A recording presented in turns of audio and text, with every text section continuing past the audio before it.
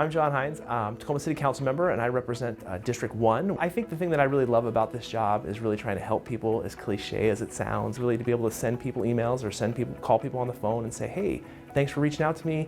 I heard your concern. This is the person you need to talk to, or this is where you can go for more information.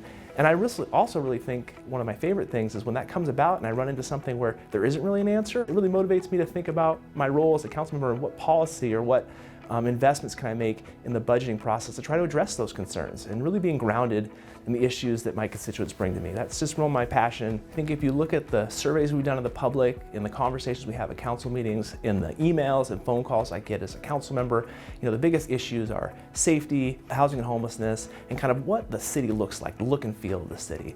And I think the budget that we just passed really addresses those things in depth when we start thinking about safety, the investments in not only our police department and making sure they have the resources they need to be successful in keeping our city safe, but looking at safety more broadly, looking at our alternative response unit that we're setting up in the fire department, looking at the community safety plan we're going to be kicking off here in the next year or so, looking at non-police response. I think the second one is housing and homelessness. We're investing more in this budget than I think any council ever has, over $100 million to try to address housing and homelessness here in our city.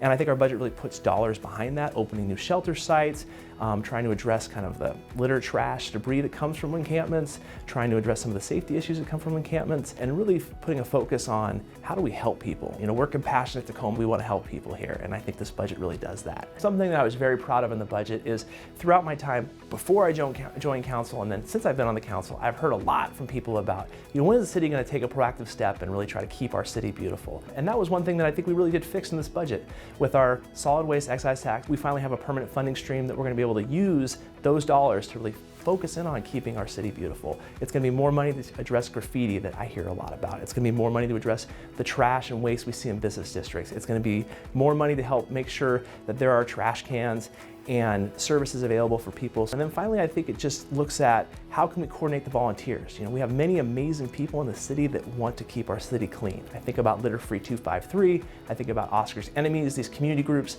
that are out there doing the work, and now we're finally gonna have the resources to be able to support them. We're gonna need the help of each and every one of you. And I think this budget really does focus in on how we get you all in the right place and coordinate with the city to keep Tacoma beautiful.